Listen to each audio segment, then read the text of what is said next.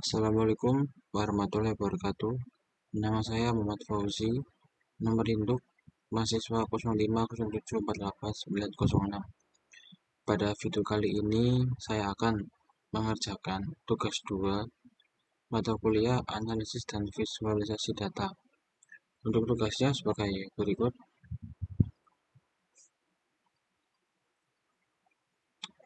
Jadi ini adalah tugas 2-nya. Yang pertama, ini adalah terdapat data file Excel. Jadi untuk file Excel-nya ini seperti ini. Namun ini sudah saya rubah formatnya menjadi CSV. Lalu yang kedua, kemudian menginstal package dan memanggilnya. Jadi install dan juga memanggil dari package yang telah diinstal. Lalu membuat regresi linear sederhana dengan mengikuti langkah-langkah berikut ini dari A sampai I. Jadi untuk pengerjaannya ini saya menggunakan bahasa R atau pemrograman R. Saya buka dulu. Ini saya sudah buka.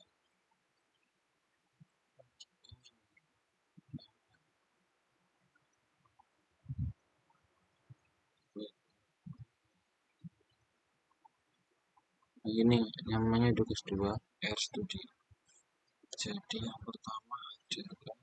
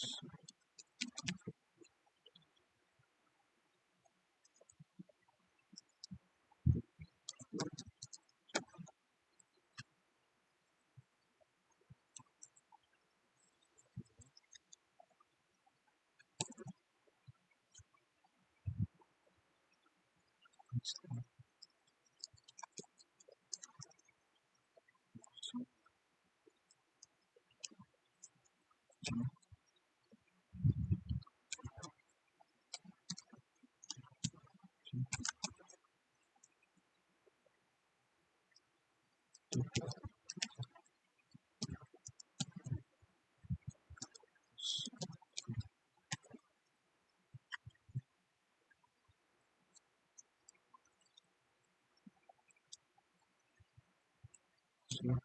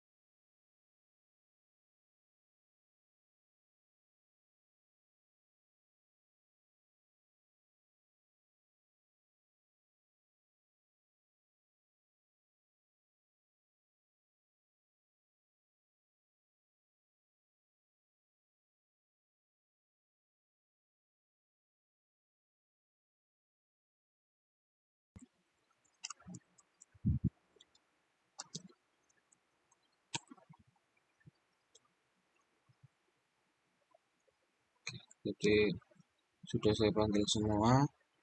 Lalu langkah berikutnya adalah menggunakan plot histogram untuk cek apakah variabel terikat berdistribusi normal atau tidak. Jelaskan interpretasi histogram tersebut. Jadi membuat plotnya, lalu saya menginterpretasikan dari plot tersebut. Jadi untuk plotnya, tetapi terlebih dahulu Tadi kan ini ada file Excel, jadi saya harus mengimpor file Excelnya ke dalam project ini.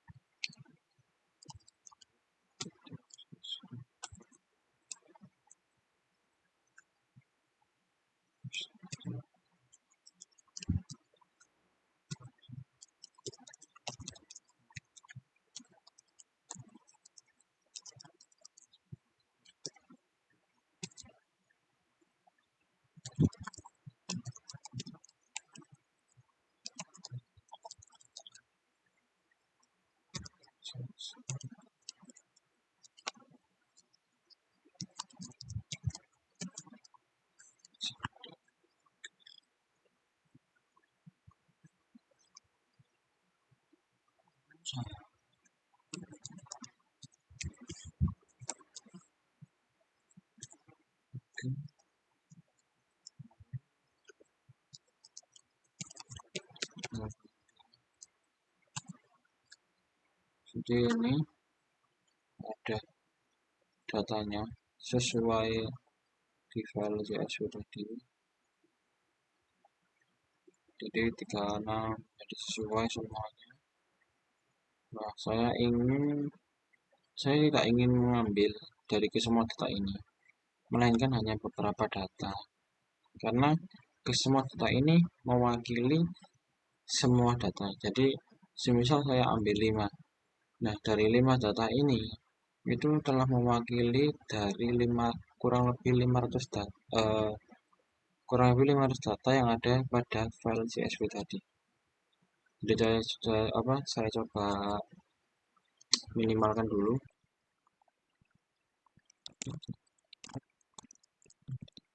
Oke, nah sudah saya ini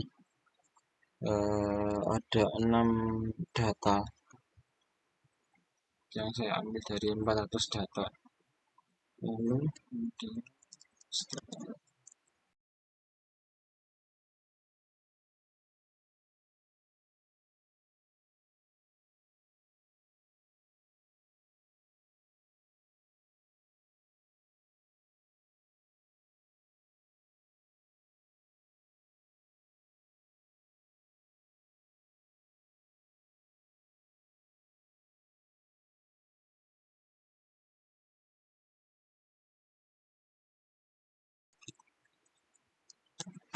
oke, jadi sesuai ada 2 variabel data. Jadi variabel pendapatan dan kebahagiaan. Beda dengan di sini ada 3 variabel karena penomoran ini ikut variabel, jadi tidak sesuai.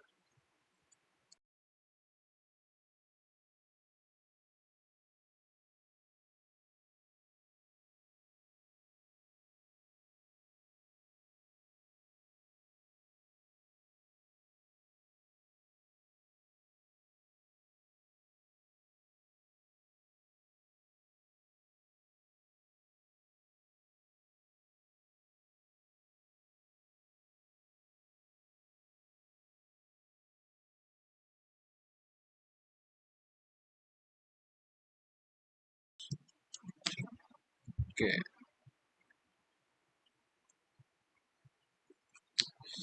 jadi ini adalah untuk histogram dari variabel X atau variabel terikatnya. Jadi ini jika diinterpretasikan berbentuk seperti lonceng, yang mana jika histogram berbentuk seperti lonceng, ini artinya data cenderung simetris dan mendekati distribusi normal.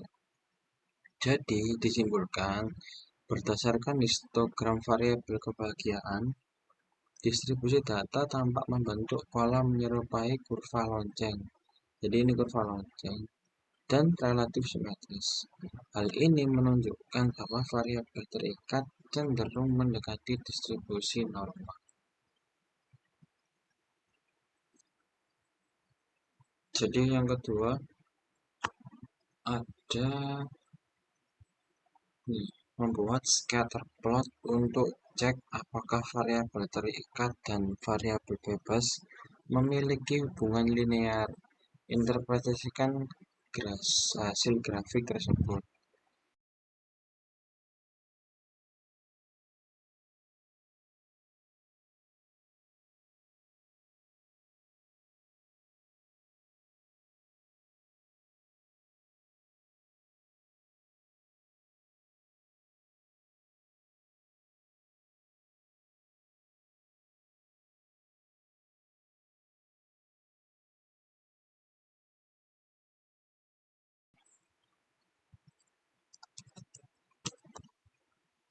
Nah, jadi ini adalah bentuk scatter plotnya.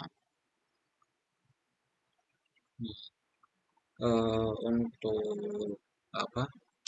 Interpretasinya ini sudah cukup jelas bahwa ada hubungan linear positif yang cukup kuat antara pendapatan dan kebahagiaan.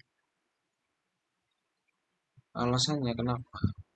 Karena pada titik-titik ini membentuk kecenderungan dari kiri bawah ke kanan atas, yang artinya saat pendapatan rendah, kebahagiaan pun relatif rendah, dan sebaliknya, jika pendapatan tinggi, maka kebahagiaan juga relatif tinggi.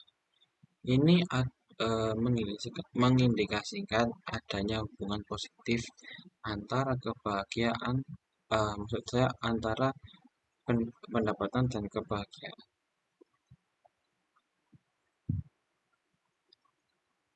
Jadi, bila disimpulkan berdasarkan scatter plot ini yang yang muncul ini, variabel pendapatan dan kebahagiaan terlihat adanya pola sebaran titik yang cenderung membentuk arah naik dari kiri bawah ke kanan atas. Hal ini menunjukkan adanya hubungan positif antara pendapatan dan kebahagiaan, di mana peningkatan pendapatan cenderung diikuti oleh peningkatan tingkat kebahagiaan. Selain itu, pola sebaran titik relatif mengikuti garis lurus sehingga dapat disimpulkan bahwa hubungan antara kedua variabel cenderung linear, meskipun terdapat variasi atau penyebaran data di sekitar pola tersebut. Namun, secara umum hubungan linear masih terlihat cukup jelas. Jadi saya rasa itu interpretasinya. Lanjut ke soal berikutnya. Soal berikutnya adalah melakukan regresi linear sederhana dan jelaskan hasil regresi tersebut. Untuk hasil regresinya,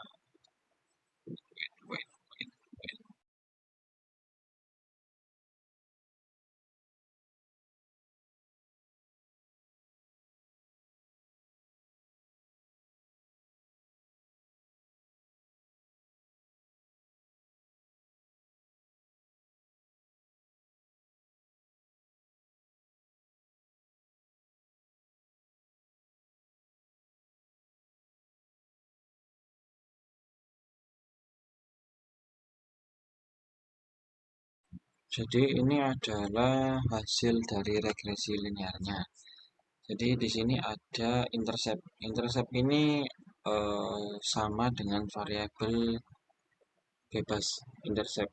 Jadi nilainya 0,20906. Maksud saya, intercept ini adalah variabel terikat atau kebahagiaan yang bernilai 0,20906. Sedangkan pendapatan ini adalah variabel variabel bebas yang bernilai 0,71239. Nah, jadi eh, dari regresi linear ini itu diperoleh persamaan itu apa kebahagiaan sama dengan 0,209 ditambah 0,712 dikali pendapatan. Nah, ini rumus yang tadi itu adalah untuk mencari kebahagiaannya. Nah, jika disimpulkan koefisien regresi pendapatan bernilai bernilai positif sebesar 0,712 yang menunjukkan bahwa setiap kenaikan pendapatan sebesar 1 unit atau setara dengan 10.000 diperkirakan meningkatkan tingkat kebahagiaan sebesar 0,712 poin. Lalu, nilai p-value variabel pendapatan yang lebih kecil dari 0,05, p-value yang ini,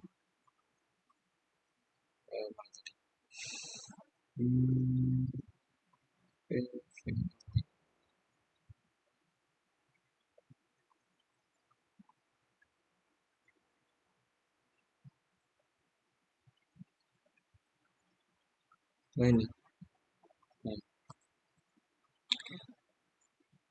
nilai p-value variabel pendapatan menunjukkan lebih kecil dari 0,05. Hal itu menunjukkan bahwa pengaruh tersebut secara signifikan secara statistik. Selain itu, nilai R-square ini itu menunjukkan bahwa 74,52% variasi kebahagiaan dapat dijelaskan oleh variabel pendapatan, sedangkan sisanya dipengaruhi oleh faktor-faktor lain di luar model. Dengan demikian, dapat disimpulkan bahwa pendapatan memiliki pengaruh positif dan signifikan terhadap kebahagiaan. Jadi seperti itu. Oke, selanjutnya adalah menggunakan perintah plot nama variabel regresi saya. Jadi bernama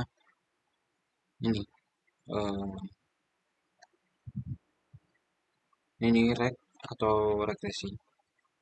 Lalu untuk mengecek homoskedastisitas, lalu mengidentifikasikan hasil plotnya, serta divisualisasikan hasil regresi menggunakan grafik dengan langkah-langkah berikut ini. Jadi langsung saja.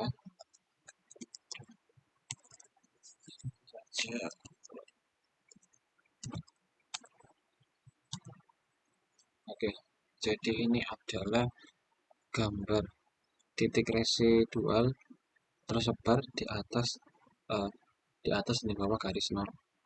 Jadi garisnya adalah ini, garis 0 di atas dan di bawah. Ini dari gambar ini penyebaran titik terlihat cukup acak. Masalah tidak terlihat acak, jadi masih di antara garis ini tadi. Nah, namun ada beberapa titik ekstrim atau yang bernama outlier. Namun dalam model ini outlier ini tidak terlalu mempengaruhi model, jadi tidak bermasalah. Jika diinterpretasikan dari residual dengan fit, ini maaf saya versus. Jadi interpretasinya adalah berdasarkan plot dan berdasarkan plot residual dengan fit. Titik-titik residual terlihat menyebar acak di sekitar garis horizontal 0 tanpa membentuk pola tertentu yang jelas. Selain itu, penyebaran residual dari nilai fit hingga penyebaran residual dari nilai fit rendah hingga tinggi relatif konsisten dan tidak menunjukkan pola corong atau fan shape. Hal ini menunjukkan bahwa asumsi linearitas dan homoskedastisitas pada model regresi cenderung terpenuhi, meskipun terdapat beberapa observasi dengan residual yang cukup besar. Lalu lanjut, ini adalah QQ residual. Seperti contoh tadi, di sini ada beberapa nilai outlier, namun ini tidak mengganggu dari modelnya, jadi dibiarkan saja, jadi tidak dipedulikan. Lalu tidak ada pola S ekstrim, atau kalau distribusi memang benar-benar tidak normal, biasanya terbentuk S-shape melengkung jauh dari garis. Jadi ini kan ada garis masih di sekitar garis ini.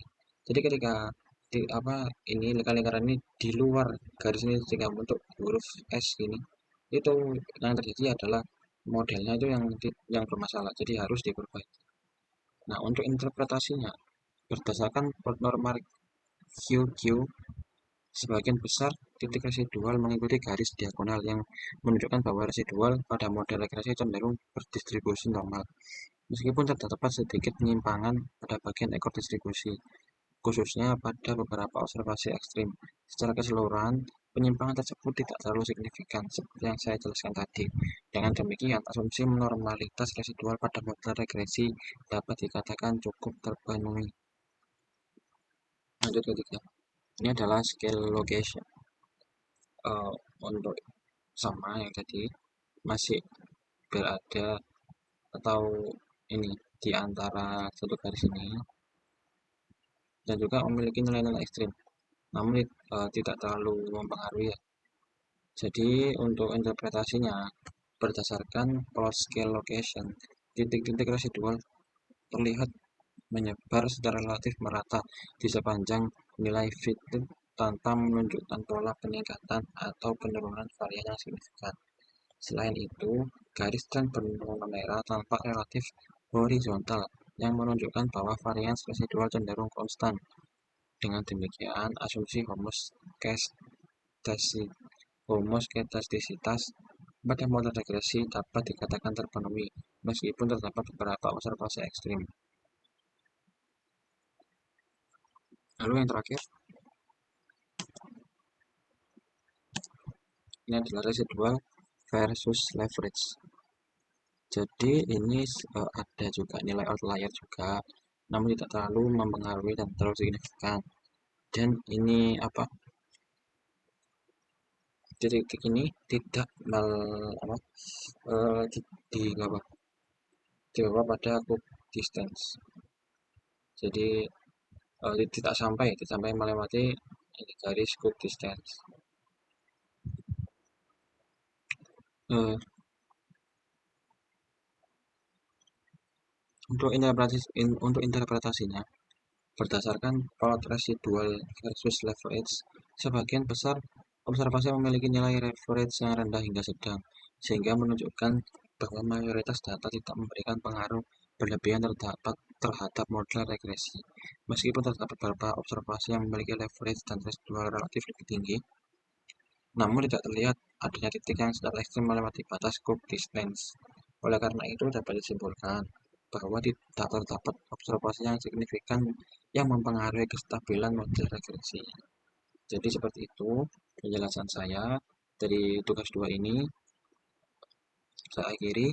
Wassalamualaikum warahmatullahi wabarakatuh.